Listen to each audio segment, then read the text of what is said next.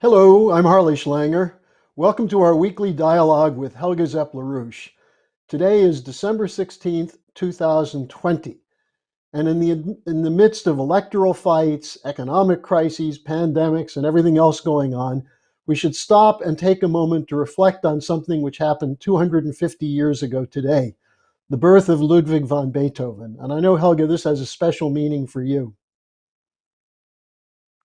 Yes, I think today is Beethoven's 250th birthday, and I think the best thing all our viewers could do for themselves is to just spend several hours and listen to any kind of combination of the great symphonies, sonatas, piano concerts, lieder. I mean, it's just such a wealth, and I can promise you, even if you are not a classical music lover, you will become one.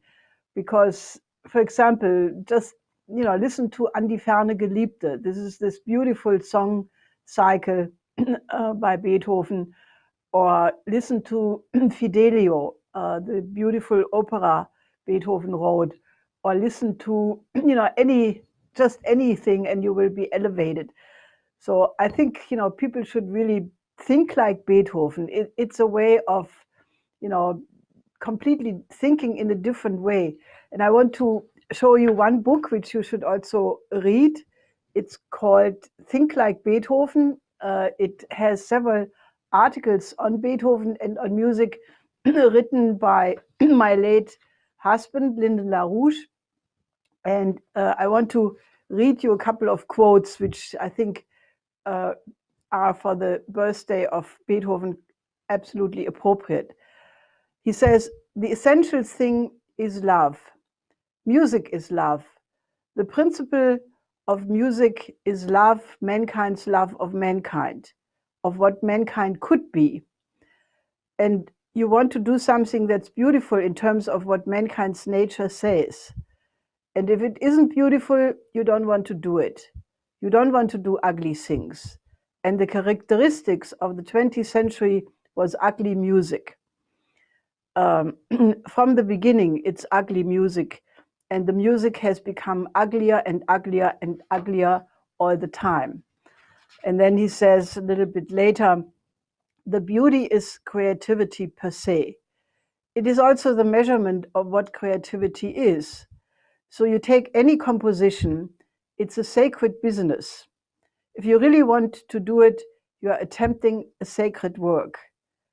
And it's a sense of man's immortality. Even people, when they die, if they live well, they can contribute a memory of beauty, and that's rarely done these days. The beauty of mankind's existence always lies beyond mankind himself. We are able to become the instruments of unleashing the beauty of mankind. Every great composer and every musical performer works on that basis. And Lyndon LaRouche said at another point that Beethoven was the absolute towering composers of all the other extremely beautiful and powerful classical composers, and I fully agree. So I wanted to say that because Beethoven is, for anybody who discovers him, probably one of the most important friends you can have in your life. And, that is, I think, extremely important these days, which are challenging. And you need the inner strength which comes from great classical art like Beethoven's. Well, at our house, one of my children's favorites is Für Elise, which is short but intricate and quite elegant and beautiful. Now, unfortunately, we have to move from the beauty of Beethoven to the chaos in the real world, and there's some developments around the election with the Electoral College meeting a couple days ago, alternative slates being filed. And Helga, where do you think this is going? Well, it's hard to say. If you listen to the mainstream Western media, the picture you would get is that, it's all settled. Biden will move in on the 20th of January into the White House. Trump is a bad loser. who cannot just live up to the fact that he lost the election.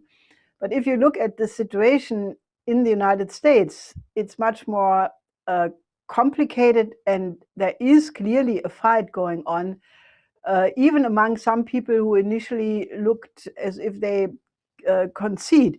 For example, in Arizona, the Senate Judiciary Committee met for 6 hours, and they decided to issue subpoenas to investigate the voting machines in Maricopa County, because they found a huge disparity between the ballots and the votes recorded.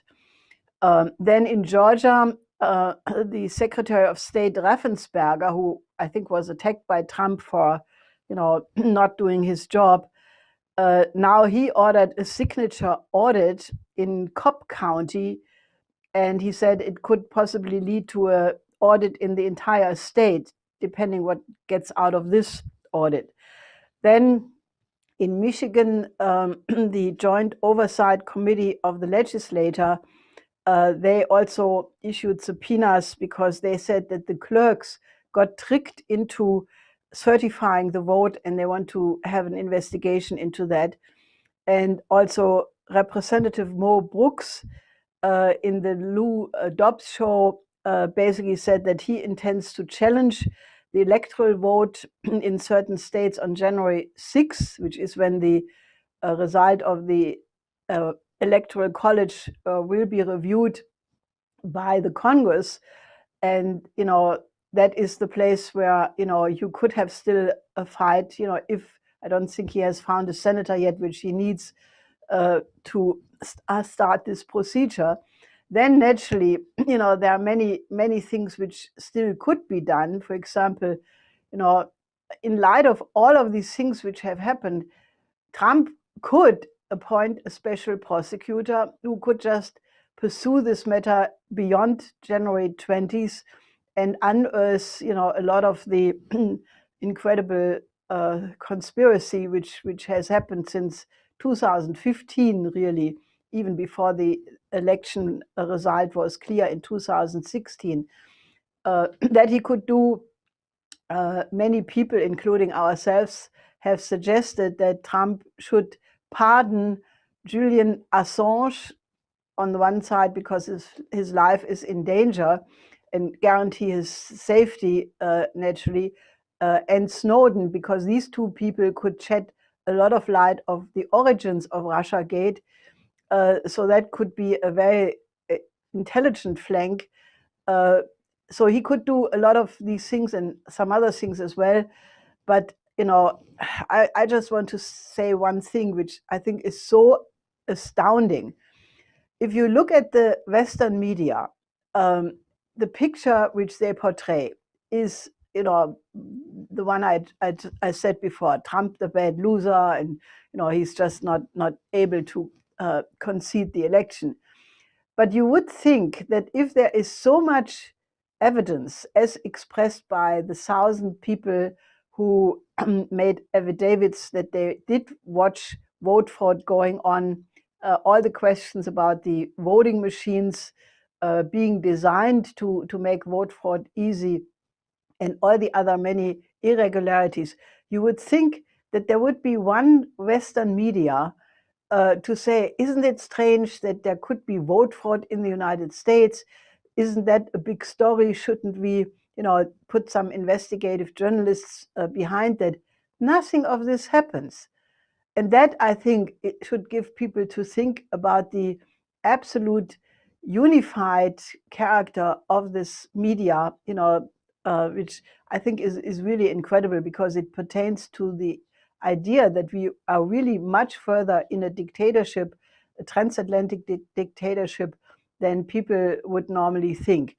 And I think this is something to wake up about urgently in the United States. I think people have to absolutely keep fighting, because this is the question: can there be honest elections or not? And that is not just a question for the United States. It has implications for the entire so-called free world, which doesn't look so free at this point. But it's really something to absolutely not accept. On your last point about the media not asking questions, one wonders what Joe Biden would say if a reporter asked him did he find anything unusual about a dump of 130,000 votes for him and not a single vote for Donald Trump. So some of these anomalies are yet to be explored. And there, as I said earlier, there is an alternative slate of electors in at least 6 or 7 states. So this is not over by any means yet. Now, you brought up Russiagate before. We're seeing a repeat of the same old pattern with this so-called solar wind hacking that was reported, anonymous sources attributing it to Russia. They just keep going at this, don't they? Yeah, I mean, in a certain sense, Russiagate has been completely discredited. They just come out with the same old story, just slightly changed. The same is true for the anti-China campaign, which takes on new dimensions by the day. But I think there are some anomalies which need to be looked at. For example, there is now evidence that the FBI had 20,000 documents in relationship to Seth Rich, who may have been the author or the source where WikiLeaks got the Russiagate so-called hacking. The what Bill Binney said never happened, and it may have been actually Seth Rich, who was strangely murdered. Nobody knows exactly, what is really the reason for that. But there are all these questions, which need to be really come to the to the daylight in order to stop this, because the implication by dragging on Russiagate, by escalating, like the British Tories are now involved in an unbelievable campaign claiming that that the Communist Party of China has infiltrated millions of firms and consulates and other institutions.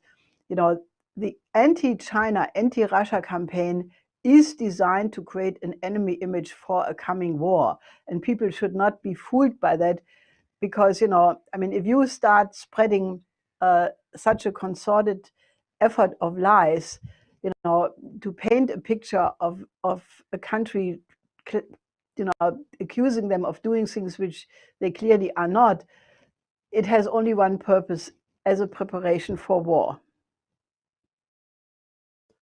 And this should be seen in the light of who Biden is bringing into his cabinet.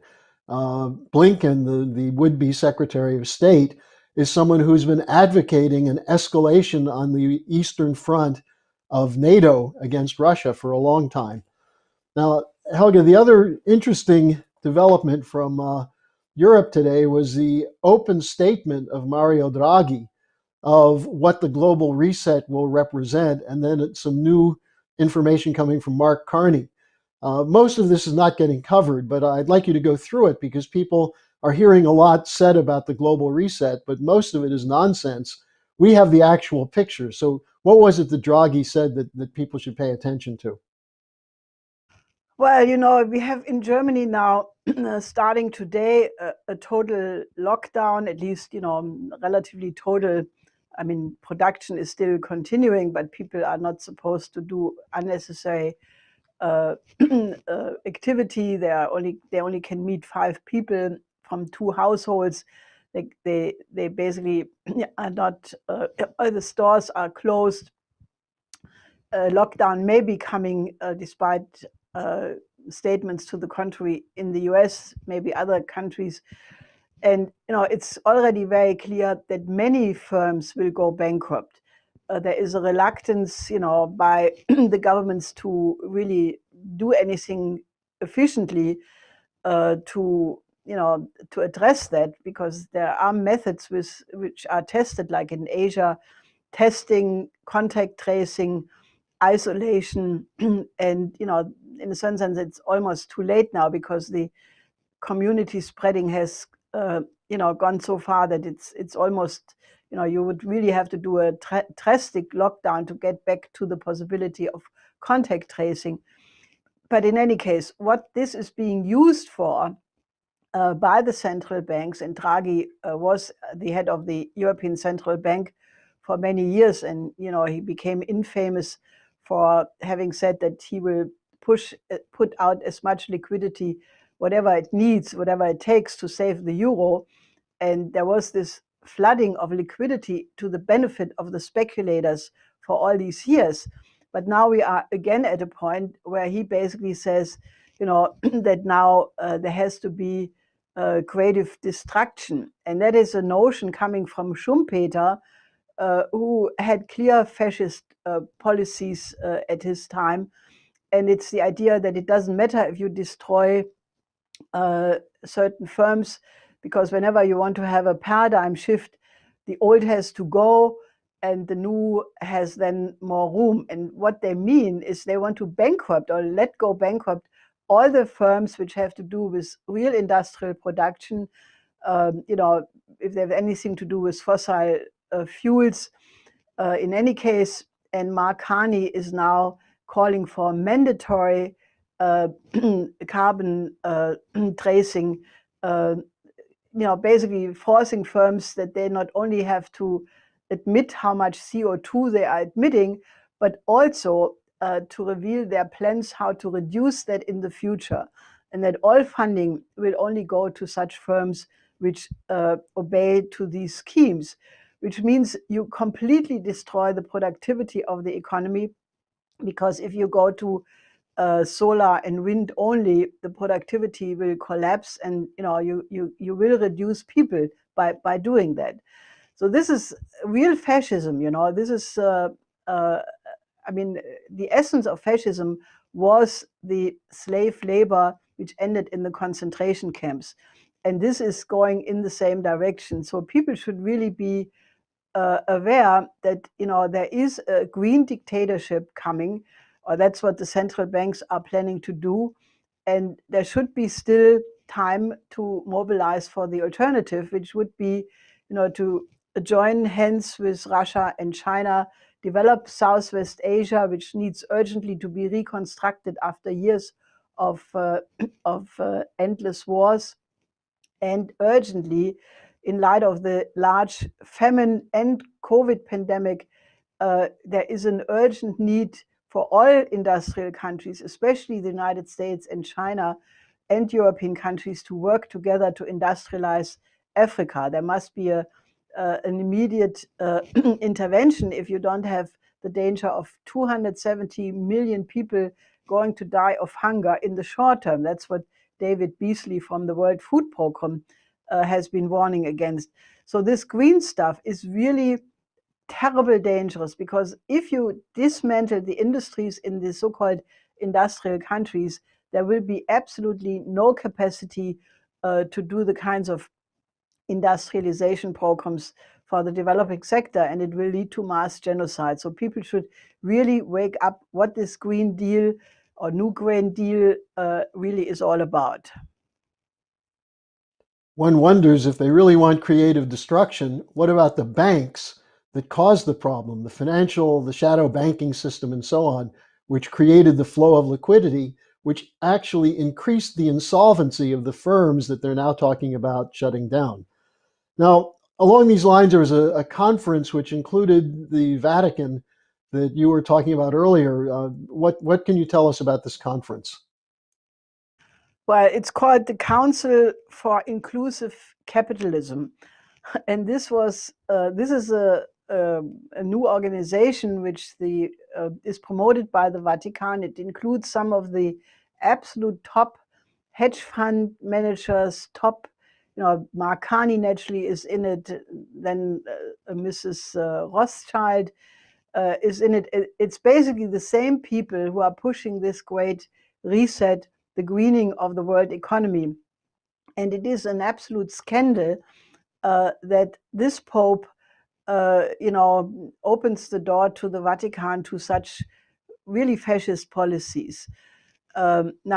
Right now in Germany, there is a big scandal around Cardinal Wölki from Cologne, that he supposedly covered up some sexual, misdeeds from a priest that, it's a big scandal. But I think compared to this, turning the whole Catholic Church into a green propaganda machine is a much, much bigger scandal than even that. And I can only say that, I think if the Pope John Paul II would be alive, or even Pope Ratzinger, who formerly Ratzinger, who is now getting very old, they would never have gone along with such policies. And I think this is really dangerous, because if the churches also become green, then people lose the last moral compass about the sacredness of life, because this is what it's all about. And there is right now a very, very dangerous slippery slope where people say, okay, we have to have triage because the hospitals are already beyond the capacity of what they can do in terms of intensive care. There was this scandalous program in the German TV a couple of weeks ago saying, yeah, assisted suicide should be allowed. This is exactly, what happened in respect to euthanasia, where at the Nuremberg tribunal, basically it was discussed that in the beginning it was just a slight change in the image of man, that people started to think about costs of keeping people alive. It's basically what Ezekiel Emanuel has been promoting, that the most expensive part of people's life is the last half year. And therefore, it's not so bad, if people die a little bit earlier, you save a lot of money. If that kind of thinking starts to enter people's mind, you are on the road to fascism. And I can only put out the strongest warning against it. Now, in the midst of all of this, the Schiller Institute held an extraordinary conference this last weekend, which took up all of the topics we've been discussing. And I'd like you to give your sense of what came out of there. One of the things that I think was important was the warning from Colonel Richard Black about the danger that's implicit in NATO at this point, the expansion of NATO. But whatever you think, Helga, is important, just give us a sense of that. People can see the video on schillerinstitute.com, the two-day conference from the 12th and 13th of December. But why don't you give us your sense of it? Well, the overall theme of the conference was to get people to start thinking in a different method. Nowadays, people are used to think in terms of nominalism. I mean, you can tell when you say a sentence, like it's raining today, then people say, yeah, rain, and they go off on the question of rain. So nominalism is when you are not able anymore to understand a deeper lying process of, how axiomatic designs basically dictate how you think, and to make people self-conscious about their method of thinking. The overall subject of this conference was the coincidence of opposites. This is a beautiful idea, first developed by Nicolaus of Cues, the great thinker of the 15th century. And we applied that method of thinking to all the different panels. The first one naturally was devoted to the question of fighting for truth in elections, focusing on the United States. Then we had a strategic panel discussing the danger of war, the dangers of fascist economics, and the solutions. The third one was devoted, to the idea that we absolutely have to get an airlift to save the people in Africa, but also change the general policy of not allowing this underdevelopment and poverty to continue to exist. And then the fourth panel was devoted to the need to have classical thinking, Beethoven, but also Schiller and many other great composers and poets, because as Lyndon LaRouche said, people have to learn to think in a classical way if they want to get out of this crisis. Now, the speech you mentioned by Colonel Black, I can only emphasize people should really read it, and not only read it, but get it around. because, as Colonel Black, who was a military officer in the United States for over 30 years, he said that he was speaking as an American patriot, but that he was absolutely warning that NATO must be dissolved, that NATO lost all purpose of its existence when the Soviet Union dissolved in 91, the Warsaw Pact dissolved. That would have been the moment to get rid of NATO, because there was no more an enemy against which it was supposed to be developed. Now that chance was missed. We discussed that at other occasions many times, because we were in the middle of that discussion by offering an alternative at the time. But he developed basically how all the promises given to Gorbachev by Bush Senior and the top military of the US at the time, that NATO would not move 1 inch to the east, all these promises were broken. The members of NATO, rather than dismembering it, were increased from, I think, 16 to 30 members now, and now NATO is about 20 kilometers away from the Russian border.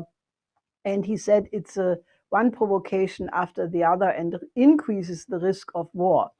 So anybody who is concerned about peace, people who think they are progressives or people who think they are patriots, they should all read and study and think about this speech by Colonel Black, because I think it's a warning call, hopefully not yet too late, but I think it was an absolute urgently needed voice of reason at a very dangerous moment.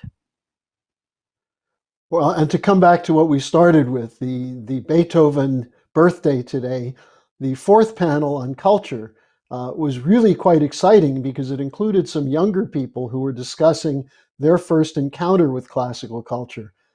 So I think your advice to listen to some Beethoven and then also listen to this conference would be quite important for people.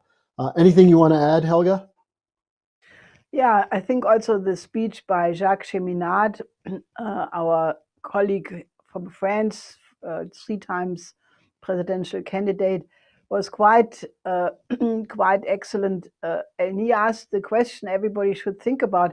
He said, if you look at the condition of the world, all the wars, the poverty, the incredible collapse of civilization and institutions, why is there not a mass movement worldwide to try to counter that? Now, I think that's an extremely important question. And, I would take that as an invitation to you to join the Schiller Institute, become a member, look at the panels, because we need collaborators. We need a Renaissance movement. We need people, who understand that if we keep this cultural depravity, this barbarism, which is really escalating in all fields, we may lose civilization and, go to war with Russia and China, and that would be the end of it. Because if you use thermonuclear weapons, then contrary to some foolish opinions, I don't think a limited nuclear war is possible for many reasons. So if you think about it, how do we get mankind to adopt more noble concepts about the image of man as being a creative human being, as being capable of limitless self-perfection for the good of society as a whole, of beautiful ideas. If you think about all the compositions of the great composers, Shakespeare, this was beautifully presented by a young person, the reading of Romeo and Juliet, in terms of its lessons for today. I thought he brought in a completely new, refreshing perspective. And then several other speeches were quite elevating. So I would ask you to join the Schiller Institute, help our efforts, by spreading these ideas, and become active, because this is a moment where it's not an objective question what will be the outcome. Everything will depend to a very large extent. Can people in time mobilize to implement the existing solutions or not? And I would invite you to answer that question in a positive way by, joining us in our efforts. Well, Helga, thank you for your insights today, and also to that important challenge to all of us to elevate our own self-conception from the standpoint of classical culture. This has been our weekly dialogue with Helga Zepp LaRouche, and Helga, we'll see you again next week. Yes, till next week.